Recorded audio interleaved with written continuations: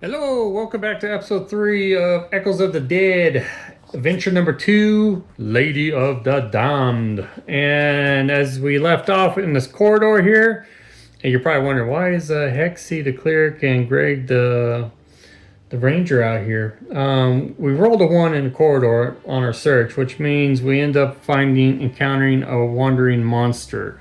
I have to roll to see what kind of wandering monster, but wandering monsters automatically surprise the group and they attack from the back. So that's why I got Hexy and Greg out here. And wandering monsters are security guards who roam about via secret passages or hide in the shadows until foolhardily ventures pass by. When the rules call for them, roll d6 to see who comes. We roll d6. We rolled a 1. Alrighty, that's fine. We roll on the vermin table, appropriate to your environment. So, alrighty, good deal. Wandering monsters sneak on the party and automatically attack first on the first turn of the combat. PCs may not use their shield bonus on their first defense roll against wandering monsters. Yay! So, vermins get attack and you don't get to use the shield bonus. So, Hexy, you won't be able to use yours. And Greg, you won't be able to use yours. So, it'll be a +1 defense for Greg, and then it'll be a +2 for Hexy. Trey, and we rolled a 4, and we get, God, I've been fighting these all the time. 1d6 plus 5 swarming scarabs. Anyway, so 1d6 plus 5, of course we end up with 11. That's what I ended up with before last time. So okay, the one thing I don't like about these scarabs, I forgot, I don't know, I fought them in the last room we were in too, and 11 of them, which is why it's like time to do some twisted minions. But they bite at the hero's eyes. Any hero rolling a 1 on a defense roll is blinded in one eye until magically healed. If it happens twice, the hero is blinded in both eyes. A one-eyed hero attacks at a -1. A totally blind hero attacks and defends at a -2, and is automatically dead if only blind heroes remain in the party. Crap. Automatically destroyed if it hit by any fire-based or lightning spell. We do have a scroll of lightning though, but I think it only goes for 1. I'm not sure. Reactions 1 to 2 flee, 3 to 6 fight. Well, there's gonna be no reactions on us because they were wandering monsters and they surprised attack us. I wonder if, yeah, I gotta remind myself, and I believe there was someone who was watching the last adventure reminding me too in the comments, which I appreciate it because that kind will make it a little bit easier. When we're in a corridor, 2 foes. So if we have multiple foes, like we have 11 here, maximum attack the PCs in position 1 and 2. So while we're in a corridor, so those they're not going to be defending all 11 attacks. They're only going to be defending the 2 attacks, and that's how it's going to go on. So yeah, that's nice to know that now. So maybe it'll make it a little bit easier. And I also got to remind myself that Hexy's a cleric, and the undead hate the clerics. They just absolutely hate them. So as it says in here, foes who hate one character class, this is shown in their description, always perform outstanding attacks on that class. Trolls, goblins, and kobolds hate dwarves. Orcs hate elves. Undead hate clerics. So what's going to happen is they're going to be focusing on the cleric here because they hate Hexy right now. So the attacks are going to go on a Hexy. Okay, Hexy, since you can't use the shield because it's a surprise, your defense is a +2. They're level 5, so you got to roll 6 to defend, and you roll an automatic fail. Oh my goodness, that 1 right there, man. Oh crap! When you roll a 1 on defense, you're blinded in one eye until magically healed. So one of those little scares just went. So anyways, oh my goodness, what a way to start this one off. So one-eyed hero attacks at a -1 from here on out. Oof.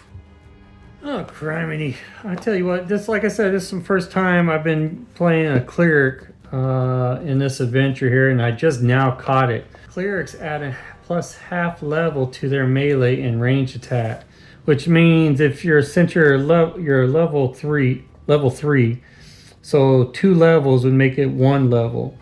So you attack at a +1, but when you're facing the undead, you attack at your plus level, plus L. for undead, so that'd be a full 3. But if you're attacking anything else that's not an undead, you're at a plus 2 plus in the die roll. So, oh goodness, there's some stuff here that I need to keep track of. The record keeping seems to have gotten a little bit not complicated, but a little more to it.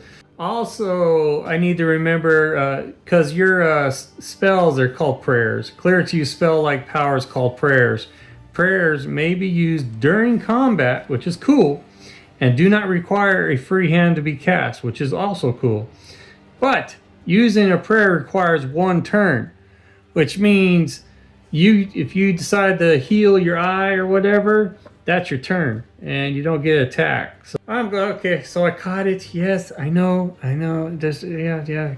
Go ahead, say it. Yeah, you screwed up, Brian. So I did. So, alrighty, so I got to keep in mind that his attack level, Cleric's attack level, is a half level, which now I understand is a +1, because he's only level 3. Now, when he hits level 4, his attack level modifier is going to be a +2 into the die roll. So, gotta keep that in mind with you clerics. You clerics, man, you healers. Yeah. So you're so complicated. So, okay, now we turn around and fight the scarabs here. There's 11 of them, and they're level 5, so you gotta roll a 5 or higher. So we got Greg and Hex here. Boy, we could use some exploding 6s big time. And we get, wow, Hex has got 1 exploding 6. Greg's got a 5, so let's go ahead and take care of that. 5 plus his level 2 is 7, so there's 1 kill. Boy, and the neat thing about exploding 6 is you can't, if you have a -1 like you do, a modifier doesn't affect that. That's an exploding 6, so it's like, woo! So a good time to roll that, Hexy. So we got exploding 6, so let's add to it. We definitely got 1 kill here. Now we got to do a -1 on this roll if it's not exploding 6, which is a 5. So the 6 plus the 5 minus 1 is 4. So 6 plus 4 is 10. And Hexy's level is not, add the modifier to his level would be an 11. Yeah. Excuse me. Yeah, it would be an 11, or no, it would be 12. Because, yeah, the half level. So it'd be level 2. So it'd be 12. Well, 5 goes into 12 twice. So Hexy killed 2 of them. And now we go back on defense here. Hexy goes back on defense. I have a hard time with this. I understand the undead will obviously focus on the cleric and ignore Greg here because they just hate the cleric. But, you know, we're down to 8 scarabs here. So say we got, here's a scarab here, and say we got some back here. They're bugs or whatever. And I have a hard time with this because why would be just 1 attacking? Don't you think all 8 of them would be bunching in there, you know, attacking the dude? But it's so weird. So it goes. So we roll for defense. So 1 there, and then so forth and so forth. Where I think it should be, wah! You know, that's what I think should be happening. But in the comments below, you veteran 4E-D'ers, let me know what you guys think on that one, because I'm thinking about homebrewing it and just have them all attack. Now, of course, that's a lot of defense rolls there, so I could. That's probably why it's doing that. Why they made the corridors to where it's attack 1 or 2 at a time, and not all 11 or whatever. So maybe that's what it is, because that would make the game go long. Well, it'd still make the game. Well, no. It'd actually shorten the game, because there'd be like here there'd be 8 defensive rolls. So, alrighty, I get it. See, man, I just talked myself into it. Awesome. Alrighty, here we go. Hexy, you need to get they're level 5, so you got to get a 6 or higher on your defense. And, well, let's get in the tray. 5 plus your defense is 3. Boom, you survived. Back on the offense, here we go. Greg and Hexy, and we get, got some more kills. Greg, you killed 1, and Hexy 5 plus, yep, and you killed 1. So that puts them down to 6. Ooh, 1 more and they'll be half their numbers. And then we get to roll, see if they flee. Yeah, from 11 to 6. Yep. Cool. Hexy on defense. Hexy get... Oh, no. No. No. Hexy, you're blind. The other scarab just your other eye out. Oh, my gosh. A one-eyed hero attacks at -1. A totally blind hero attacks and defends at a -2. and is automatically dead if only blind heroes remain in the party. Holy crap, you're at a -2 here. I was just thinking that Hexy's got a he's like, he's just waving it anywhere. Like, am I hitting him? Am I getting close to him? Greg's sitting in the back like, watch out, man, watch out. He's like backing away from him. Hey, man. Hexy's all, okay. I had to pause for a bit there. I just got myself in tears from laughing on that, man. I could just picture that happening in the corridor and Greg's avoiding the Hexy slashing and all that. So, all right. You got to get 5 or higher on your attacks, guys. And you gotta be kidding me. Hexy got an exploding 6. Okay, Greg, you got a 2. Plus your level 2 is a 4. You whiffed. You missed it, which I can understand because you're just like, whoa, watch out, Hexy. Whoa. So anyways, trying to... Alrighty. Man, somehow Hexy's just swinging away and he's hitting them. We got an exploding 6 here, so we don't have to worry about the -2 modifier on that. Okay. Or the whatever. That's on defense, yeah, so...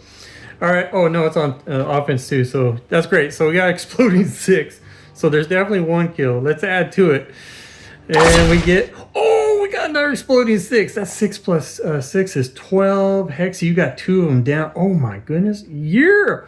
And we get a roll again. And we got a 5. So 12 plus 5 makes it 17. 5 goes into 17 3 times. Dude, you're sitting there going, and you just slashed 3 of the scarabs. I take that back. I know you got that 5, but we got 4 remaining scares because that 5 you have to subtract the -2 from you being blind. But that would be a 3. But see, they're undead, so you can add your level to it, your full level. So that goes to 3 plus a 3 makes it 6. So that alone, because they're undead, and you get full level on that because you're a level 3 cleric. Oh snap! Yeah, you got it down. Yeah, they're down to 3, so that works out. All right, so they're down to 3, which means we got to roll to see if they flee. Alrighty, we're hoping they run off. Of 3 or less, they run away. And oh my gosh, get in there! Oh yes, they run off. Woo! Okay, Hexy, you gotta do some serious healing here. So let's see, where you at? Okay, you used 1 healing. Oh my goodness, you're gonna be using your 2nd healing. You'll be down to 1, but you have no choice. You can't see, dude. So you're gonna use your 2nd healing here. So it's a D6 plus your level. So, and you rolled a 2 plus your level is a 5. So you do heal your 2 eyes. You can see again, and I believe you also get your life, most of your life points back because you rolled so 2 plus 3 is 5. Yeah, you're back to full strength here. So 5 plus 4 is 9, and you should be at 7 for your full strength. So you got 7 hit points. You're back to normal now. And the crappy thing is there's no treasure rolls on that, man. That sucks. So alrighty, we are gonna go through this door here and see what we can find. Okay, greens are 10s, whites are 1s, 64. I don't know how many times I have got that room there with that long hallway and that small little box there. I know I've been told in the comments that I can make it fit by just how many squares, you know. But how? How am I going to do that here, man? I'm not sure. Are you able to put the doors in a different location if you need to? Or does that have to stay the way it is? I'm rolling again. Let me know in the comments if I can move doors around in the descriptions here. I mean, like say for instance, golly, but nice to put it. See, that's 64 right there. But say, you know, like these doors, if I can move them here to here to make it fit on the grid. I'm gonna roll right now, and we got a 12. All right, 12. There we go. We got something. There we go. Nice. It's a corridor though, which really killed everything in there because it goes to a dead end, and we find, oh no, 10. If this tile is a corridor, it is empty and may be searched. Yes. Oh, please, please. We need a 5 or 6. Actually, we need a 6 because in a corridor you search and it's a -1. Come on. Come on. And 4 minus 1 makes it a 3, which I'm sure means nothing. Yep, this is really empty. Nothing to see here. Oh, we need to get in some rooms. So let me backtrack here. Especially the rooms we went in. I'll start rolling and hopefully don't get ones. But if we get in these rooms here, I'm going to search again. And this is where I'm homebrewing it. Because I need to find 3 clues. And that last adventure was pretty dang long because it took a while to find 3 clues. Because you have to roll a certain number or whatever. Each room I come into, I'm going to go ahead and roll. And 5 or 6, we find a clue. And we're going to try to hopefully roll that and speed the game a little bit so we can beat the crap out of that lady of the dam. Alrighty, so we backtrack. No ones, baby, no ones. Alright, we got a 6. So that's a corridor here. This goes into a room. So doobie doobie doobie doop. We go in this room here and I'm searching. 5 or 6. 2, of course not. We didn't find anything. Now we got a door here. There's no door here. That's just a wall. Let's go this way in this corridor. Now we got to roll. No ones, no ones. Okay, 2. So now we go up this long hallway into this room up here. And I'm searching here. I know you're not supposed to. I mean, you're supposed to roll anyways. If I do roll a 1 on this, then yeah, we encounter something. But if I roll a 6, yes, we found a clue. Okay, now we need to get 2 more clues. So we're going into this room here, backtracking here. So 5 or 6 would be good. 1 is not good. And we got a 4, so neither. We go into this room here and we search and we neither. Good gosh. Well, now we're back at a door here. So what do we find behind this door here? And we roll this. Golly, I'm always rolling in the 60s. 61 is a big old rectangle thing. Well, we got 1, 2, 3, 4, 5, 6 squares. 1, 2, 3, 4, 5. You know what? That's good enough. That's close enough, right? Close enough. But see, that door, there's 3 doors here. Now, if I reverse it this way, we might be able to have a door go out. Yeah, we'll do that. Alrighty. Never mind, that ain't gonna work. But we're gonna do the room, but that door is from where we're coming in. So it'll be no door here and no door there because it doesn't happen. They're blocked off. So another dead end. And what do we find in this room? 2 plus 1 is 3. Treasure protected by a trap. Roll on the traps table and then on the treasure table. Oh my goodness. Okay, 1d6 on the traps table and we rolled a 6. A falling anvil. The last character in the marching order must make a defense roll versus L5 or take 2 damage from an anvil falling on them. The hero's armor defense bonus counts, but their shield defense bonus does not. Cool, you get to add your defense modifier, except your shield. But the anvil is quite heavy, equivalent to 300 gold piece or GP of weight. I guess that's gold pieces of weight, but can be resold for 5 gold pieces if carried to town. 60 gold pieces if there's a dwarf or gnome in the party. Okay. It's a high class level plus 4, so it's going to be 4 plus 3 is 7. So, ouch. It's going to be a level 7 falling anvil. And I understand now what this means for the last character, because it's the last one that sees what's going on, so it is lower than what it is here. So, what we have to do is, I'm going to have to roll to see who's going to be the last character. So, in the marching order is Toddrick, McMurray, and then it's Hexy and Greg. So it'll be between Hexy and Greg, and I'm gonna roll the highest number is the one that's gonna have a chance to roll at an L5. And it's gonna be Hexy. So Hexy's the one's gonna roll at a level 5. So the other 3 have to do a saving throw of 7. Oof. And let's see how this works out. And McMurray. Oh, alrighty, Toddrick. The barbarian. What's that? Bam.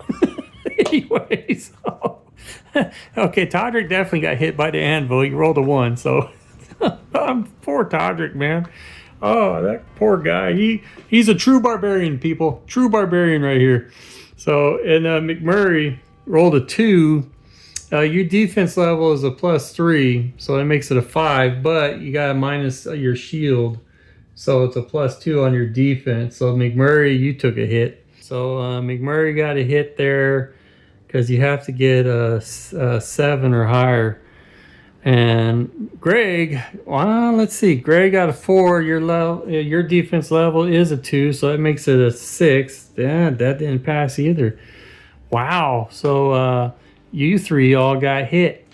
Got a little nicked or smashed by the anvil. Now we got to roll for Hexy, which he rolls at a L5, or take 2 damage from an anvil falling on them. So anyways, the hero's armor defense bonus counts, but their shield defense, yeah, I already took care of that. Now Hexy, you have the shield too. You have a +3 on your defense, so you'll be at a +2 on your defense roll.